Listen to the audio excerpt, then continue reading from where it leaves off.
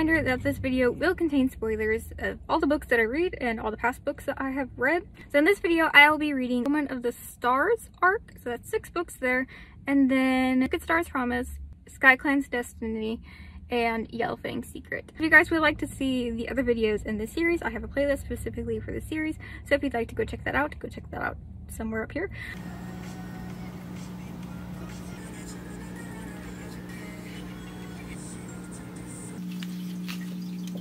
So right now I'm kind of looking like a little creeper, and I am parked off to the side waiting for one of the workers at the places that I clean at to leave. Just currently watching her car and waiting for her to go in her car so I can go in there.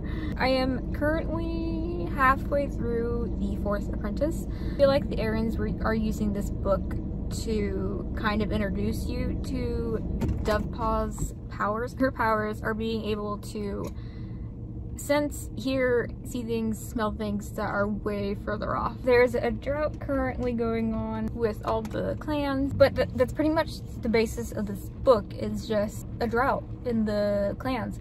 And I'm not saying it's boring by any means. Every time I read a book of warriors, I'm always feel at home in a way. It doesn't necessarily make the book feel empty, it just kind of feels like, oh man, they could have done that in a little bit of a more interesting way, rather than just a drought in the story and Dovepaw being the one being able to discover what's going on exactly. Her powers are really interesting, but the errands, I feel like, did it in a really weird way. It tries to have a punch, but the punch doesn't deliver.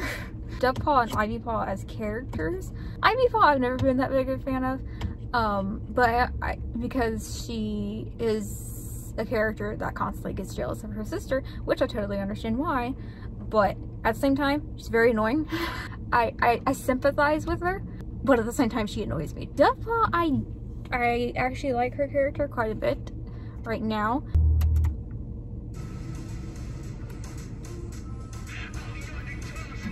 I don't think she's gonna leave anytime soon. Oh! It wasn't the person I thought it was. So, really glad I didn't go in there, because I've never met that lady.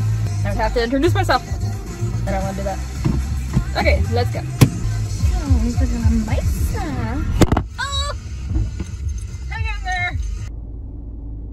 My tire's flat.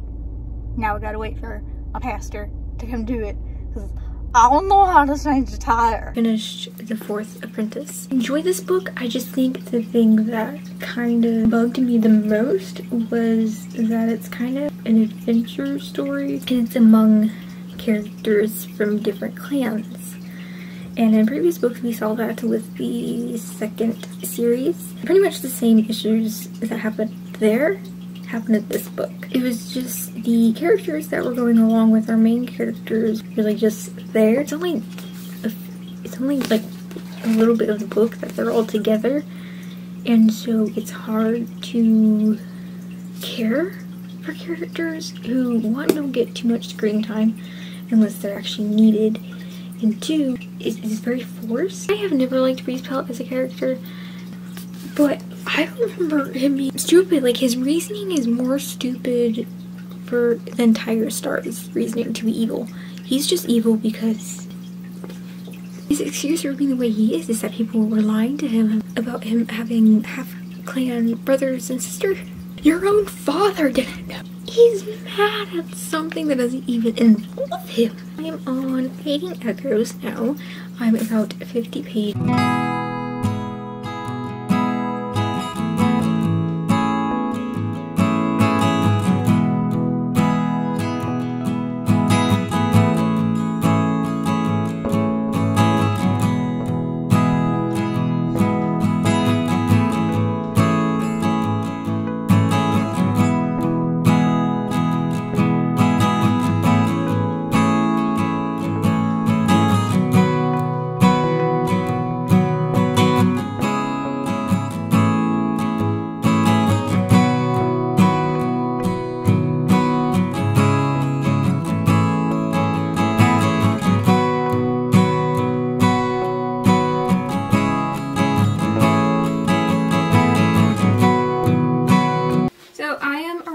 I think actually 200 pages in to Fading Echoes now.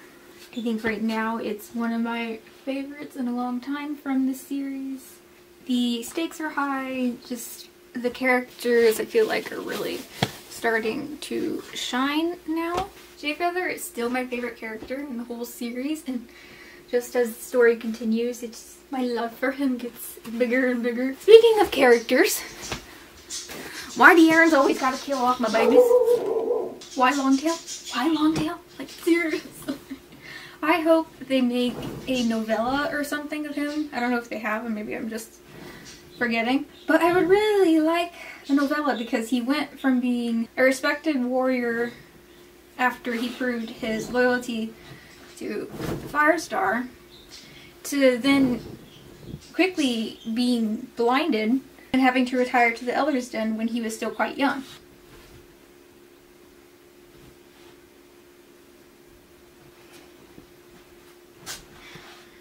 I finished Fading Echoes last night. This is definitely one of my new favorites. I feel like so much happened in this book, but it was just the right amount, and it kept me very intrigued the entire time. You can definitely feel that the stakes are getting higher and that something big is approaching. A character that becomes very prominent near the end of this book is Ivypaw.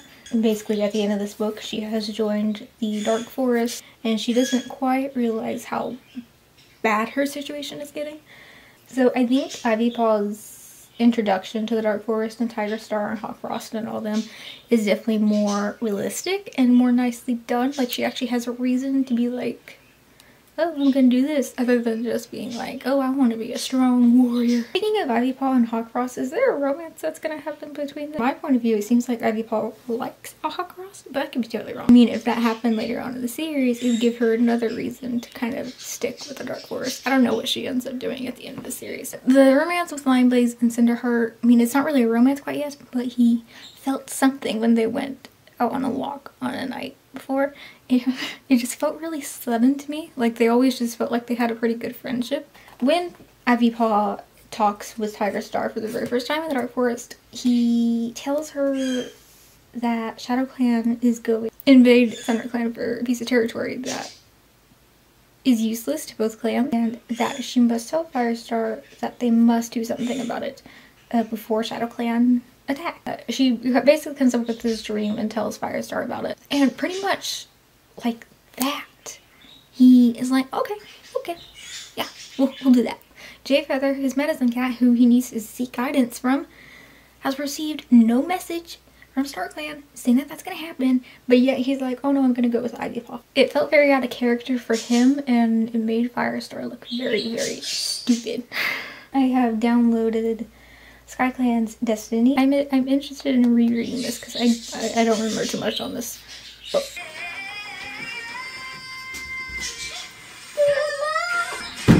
I'm so sorry I keep doing that. I'm so sorry.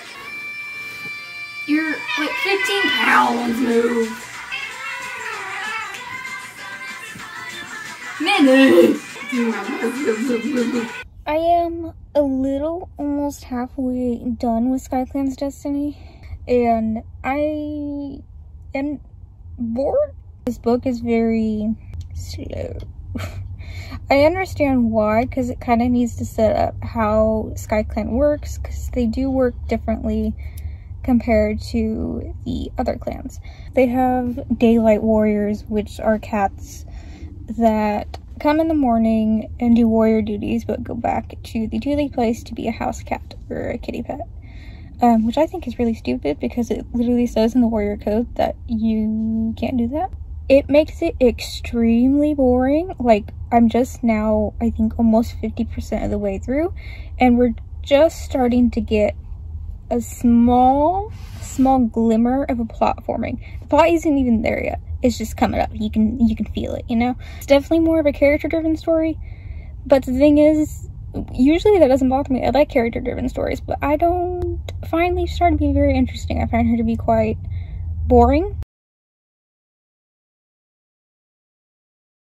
There was no flirting. They helped babysit some of the kids, but everything was like friendshipy, I thought. Update on Skyclan's Destiny. I finished! Yay! Not gonna lie, near the end I definitely was skimming slightly. I gave the book a 2 out of 5 stars. I don't really like giving ratings to books, I'm realizing lately, because I feel like it still kind of limits you in a way. It wasn't my favorite. It was probably my least favorite Warriors books I've read so far, and that's saying quite a bit considering Blue Star in the first set of books. And also, I've never skimmed a Warriors book before. I've never had. I wanted to DNF this book at one point, but then I want to read all the Warrior books. The main reason why I did not enjoy this one was because I could care less about the characters. So many of the characters were so annoying. The only ones I liked was Shrewtooth, Billy Storm, and Ebony Claw. The others, I could care less. Leaf Star, she was a main character, and I liked her in Firestar's Quest. I liked a lot of these characters in Firestar's Quest. I said previously that that was my favorite cast of characters.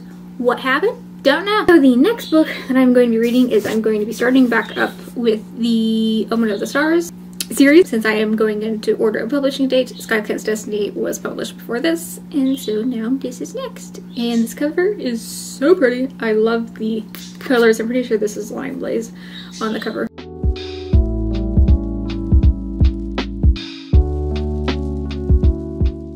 So I've made good progress in Night Whispers, and it's definitely getting interesting. The rivalry building between Ivy Paw and Dove Paw, and Ivy Paw going in a very different way from Dove Paw to prove that she's as good as her sister. I really don't know what to say because there's a lot of to talk about, but at the same time, oh, we also got a perspective from Flametail, which I don't remember at all, because I know at one point I did read this book when it first came out, but I don't remember it. But we got a perspective from a different clan cat, and I hope that continues. Please?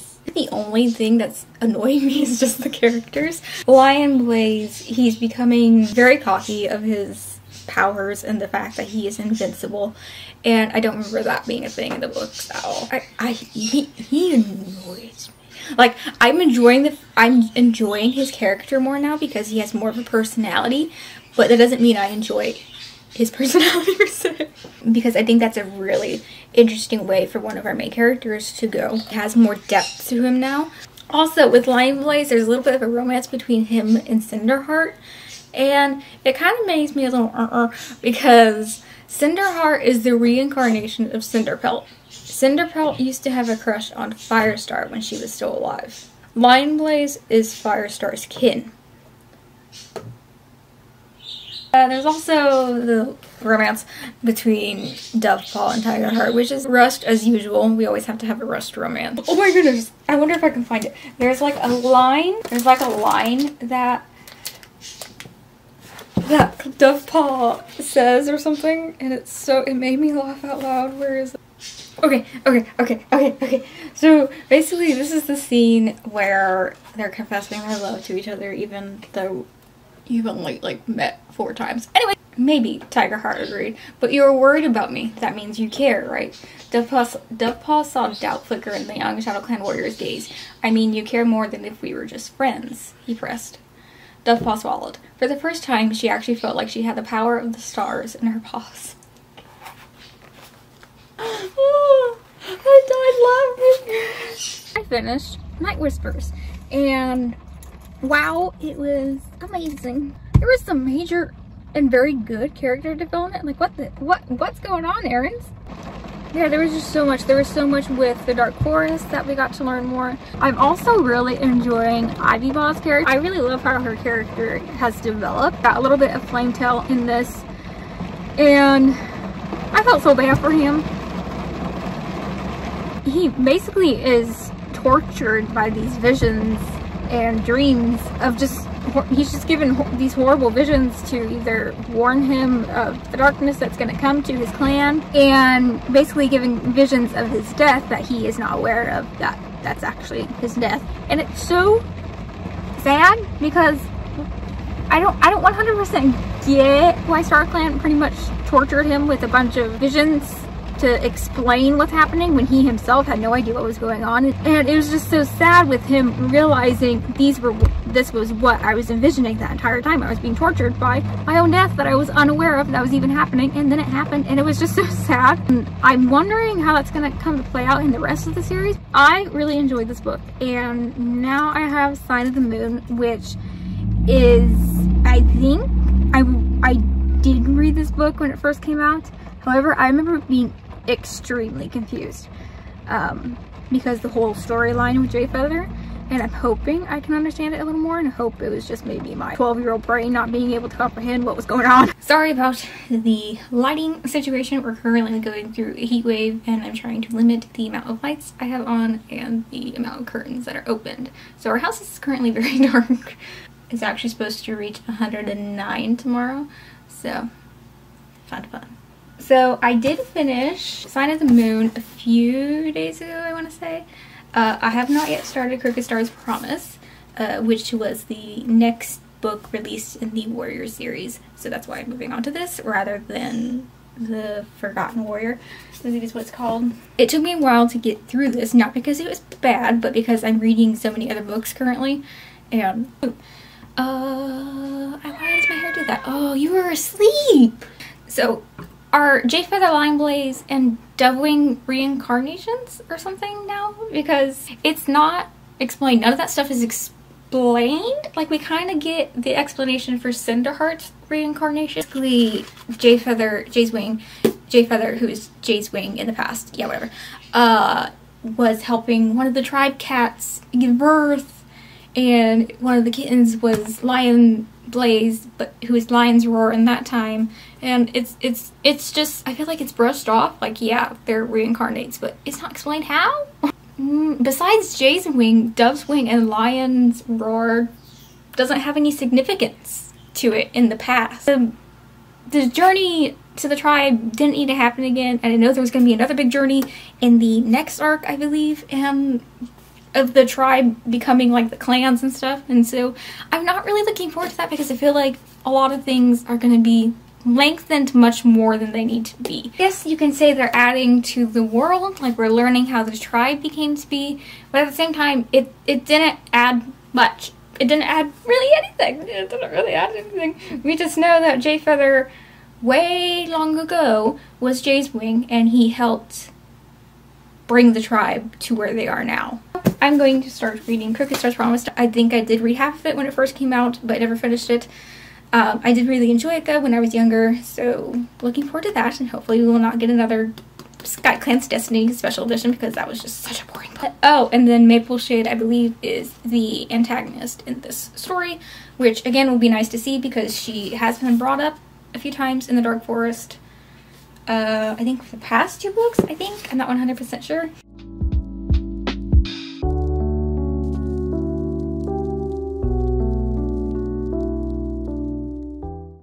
I have not updated you guys at all with my reading of Crookedstar's, and I am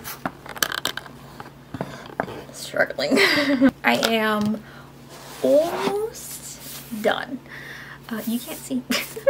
I am almost done with Crookedstar's Promise. It gets very repetitive and it drags off and on throughout. Not as bad as Skyclan's Destiny. This one isn't bad or anything. I'm still enjoying it. It's just, it drags, and then I feel like the characters that we're really supposed to be like in love with, like side characters and stuff, I just don't. I'm just like, okay. Like Oakhart specifically. He's just kind of there.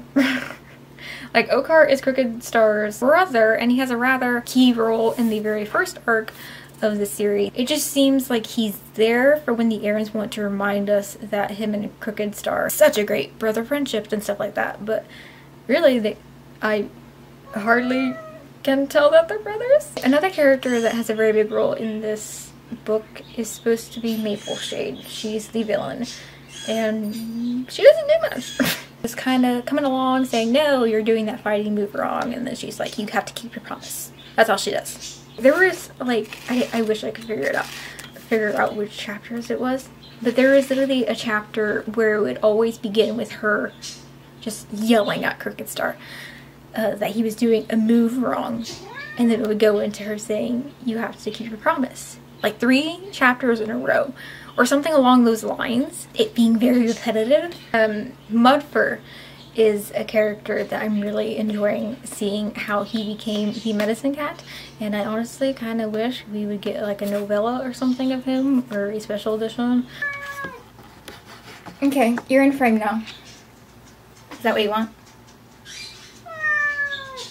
I finished Crookedstar's Promise last night. I think that was one of their best scenes was when Crookedstar was struggling to come to terms with the fact that Willowbreeze, his mate, and his kids died. I felt like that the emotion of trying to get your mind wrapped around the fact that someone you love has gone is a very hard thing to do. I remember it took me a few weeks to kind of understand when my brother died that he was in fact gone. I also did enjoy how it was something that Mudfur kind of comforted him with because Mudfur went through the same thing. I also did like how Brambleberry at the end was basically telling Crookedstar that it wasn't Mapleshade causing everyone that he loved to get sick or get killed and everything. It was just that stuff like that happens, and it just so happens that Mapleshade is out to get Crookedstar. Also, that kind of brings me to what can Mapleshade really do? Like, she comes into the real world once. Well, no, she comes in the real world a dozen of times to talk to Crookedstar. There's one time where she basically gets Willowbreeze captured by making a soccer ball or something that a human is chasing after, and then Willowbreeze gets caught by the humans. I feel like the errands really explain how the spirits of the world work and stuff, because at some points it seems like the Dark Forest cats aren't supposed to be able to come into the real world, but Mapleshade is doing that long before the Omen of the Stars. So why has the Dark Forest cats never attacked clans before? I'm not going to get more into it because the more I talk about it, the more I get confused. But now I'm going to soon be starting the Forgotten Warrior, which I am so excited for. I have never read this book, so this is going to be completely new for me, and I'm so excited. This cover is also absolutely beautiful. So, I have not yet updated you guys about anything as Forgotten Warrior, I don't think. I am, please ignore the birds. They're just being really noisy today. About halfway done. Yay! I'm getting there, I'm getting there, I'm getting there. So far, I think I would say that this is definitely more on the slower side, considering that this is the second to last installment of this series. But I don't mind that because I enjoy these characters and I love getting life kind of them. It's not like Skyclan's Destiny where it's literally just them doing their day-to-day activities. I mean, it kind of is, but there's still stuff going on. There's still Ivypool going to the Dark Forest, finding out more things there. There's Dovewing struggling with her power. About Cinderheart, Jayfeather is told by Yellowfang to tell Cinderheart that she is the reincarnation of Cinderpelt. So Jayfeather doesn't seem like he's going to tell Cinderheart quite yet. I'm assuming she will later find out that she was Cinderpelt.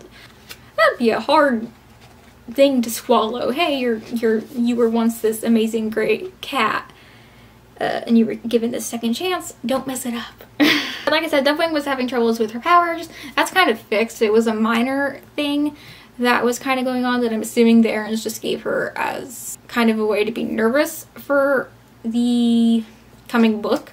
So there's some cute moments with her and Bumblestripe, but I'm pretty sure they don't end up together, so try not to get too attached to them.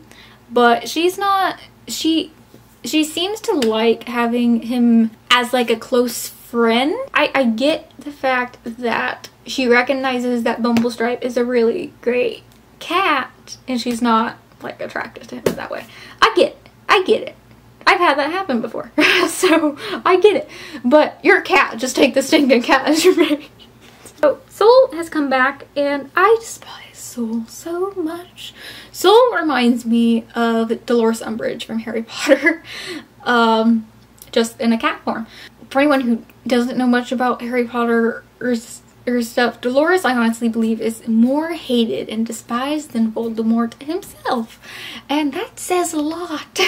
They just have, they being Dolores and Soul, they just have, the second they come on the page or the screen or whatever, you just automatically just like want to Oh, Hollyleaf has also come back. I just got to the part where she was introduced back and she was helping Ivy pull and Yellowfang out of the tunnels, which I already knew that she was going to come back. I mean, Hollyleaf is literally on the cover.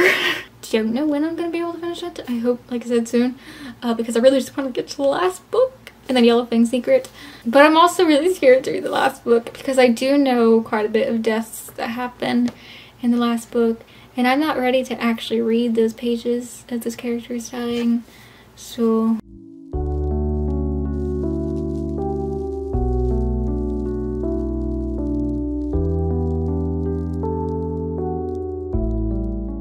If I look like I'm not in a good mood, it's just because I don't feel the best right now. I have a really bad headache and my back is really hurting. But I finished The Forgotten Warrior. So much happened within the last 100 pages. I don't even know where to start, and I don't think I can talk about everything, but so much was in her heart. She figured out who she was. She found out that she was the reincarnation of Cinderpelt, and just seeing her deal with that and reliving pretty much everything that Cinderpelt lived was very sad and very heartbreaking. And it seems like she's gonna be trying to take this second chance to really become a warrior, and I'm really happy to see that, and I'm assuming we'll get some closure with her and Lion Blaze. Many things happened with Ivy Pool, and she is definitely one of my new favorite characters, along with Cinderheart. Ivy Pool had to make some difficult decisions in the Dark Forest and to prove her loyalty. Got a lot of Hollyleaf again in here, and as much as I really am just so annoyed with that, with her reasoning with killing Ashford, I feel like she has definitely matured as a character and kind of realized her wrongdoings. I don't know what to say too much about Soul. And then with Jayfeather, I really loved how he kind of helped Cinderheart accept who she was and the fact that she was the reincarnation of Cinderpelt, and also giving her relationship advice, which I thought was so cute. I thought that scene where he was visibly uncomfortable, but he was trying to help her see that her and Lion Blaze could be really good together, I thought was so cute, and it was just so cute. Also, that brings me to the question, does Briarlight love Jayfeather, or are they just really close? I mean, I know he's not gonna take a mate because he's a medicine cat and stuff like that. I mean, I guess he could, but I don't think I would see Jayfeather doing that. I mean, he also loves Half Moon, so...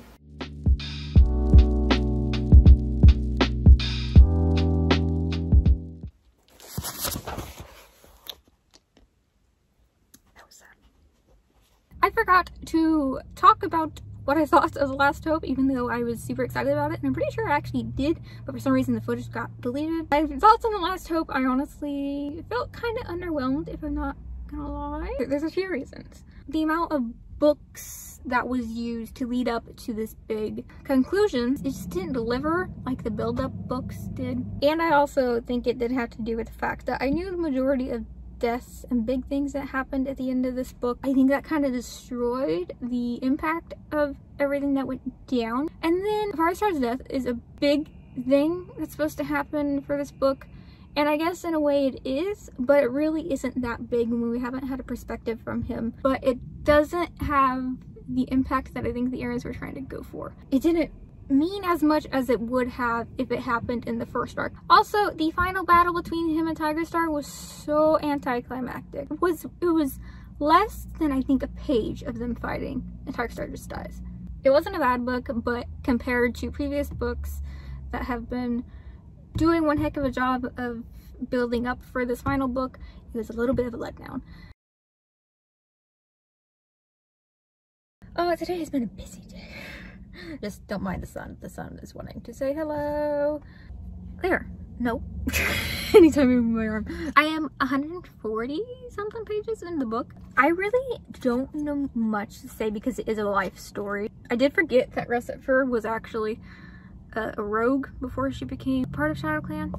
Yellowfang as a character, she's not my favorite when it comes from her point of view. There's nothing really wrong with her. It's just she's not my favorite cat to read from her perspective. Again, it's not that she's boring or anything. She's not like Leafstar, my goodness. She kind of gets into situations that really should not involve her. I know I shouldn't like super critical about the romances in Warriors, but the romances I really do wish had a little bit more work done with them. I don't want to go to work. Almost done with Yellowfang Secret. I am enjoying this so much. For me, there has been no boring spot or anything. We have gotten to the point where Yellowfang has had her kids and Broken Tail is now a warrior. Yellowfang has made the decision to become a medicine cat because she feels like her power of being able to sense people's pains is very useful, and it's meant for her to be the greatest medicine cat that she can be. Ragged Pelt is very, my opinion is over yours. He's very controlling. Yellowfang's personality when she's younger and like in a relationship with Ragged Pelt, I just don't understand why she puts up with it. Especially when you later see her as an older cat who doesn't put up with anyone. Basically, Ragged Pelt sees medicine cats as less superior. He thinks that being a warrior is greater. The book also tackles the subject of the idea of can someone be born evil? Which is basically what Broken Kit is said to be. Not necessarily by Yellowfang, but by the cat that warns her of Broken Tail. Not specifically by his name, but he warns her of a cat with blood on his paws. When Broken Kit is first born, she just has an eerie feeling of him at first. So basically this entire time, Yellowfang is in denial of her kit being evil. He doesn't know that Yellowfang is his mother. He knows that Ragged Pelt is his father. We also get the backstory of cats who will soon be Broken Tail's followers in the very first arc. There is a scene where Broken Tail kind of goes against orders while the clan is going off to the gathering, and he kind of like dashes forward to like check the scent markers. In this scene, there was only 3 cats who was kind of like, oh, that's a good idea. It was Boulder, Blackfoot, and Russet Fur. So I just thought it was really cool foreshadowing. So I finished Yellowfang's Secret. Yay! I'm finally done with this reading vlog. I feel like it's taken forever. It's taken the majority of this year. Crookedstar just becomes so stupid, and I think it's really just to keep the plot going. But he doesn't see how Broken Tail is evil. I think the only big thing that I have to say in this, to wrap this up, really is just Yellowfang, her personality does a whole 180 in the last chapter to get to her personality in Into the Wild. In the very first book that we meet Yellowfang, she always has to have something mean to say to the cat that she's talking to. Always snappy. She's kind in a mean way. That's the only way I know how to explain it. She's the most snappiest cat in the whole series. And that's saying something because there's Jay Feather. In all of Yellowfang's Secret, she is a mighty big pushover towards Crookedstar. She never sticks up for herself, and she is never really impatient. The only time she's impatient is when any other character would be impatient and she needs some space. I wish the errands either would have made it more understandable to why her personality did a whole 180. I'm assuming they meant for it to be like, oh, this cat has been through so much, and so she just becomes very impatient. No person would switch that fast. It's a slow process growing into a different personality, you know? Like, people change. That is a real thing. So it's not a shock for a character to go through that, but a character to go through that and within one chapter is lazy writing, in my opinion. But that's basically all I have to say of Yellowfang's Secret. And that is it for this video. Woohoo! So excited that I finished in this video, and I'm also so excited to begin reading more books in the series. I'm so stinking excited to start on the new series, which I believe is Dawn of the Clans art. But I hope you guys enjoyed this video. I know it was probably magnificently long. Yeah, I hope you guys have a great Friday. I hope you enjoyed this video, and I will see you next Friday. Bye! I'm trying not to move because there's cars passing me right now.